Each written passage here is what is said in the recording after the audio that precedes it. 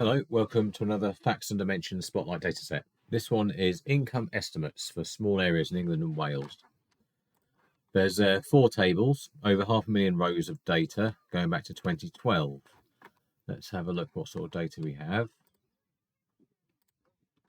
These are the 4 tables. If we have a look at, say, net income.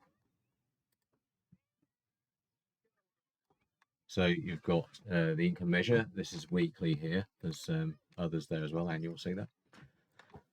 MSOA code, that's that's the middle super output area. There is the ONS schema where you can link this to get the region and sort of merge it up to see what part of the country that refers to. Measures and measure values. So that's that table. There's a couple others there as well. You can get access to this and thousands of other tables by following the link in the description. Get free access for 30 days. Thanks.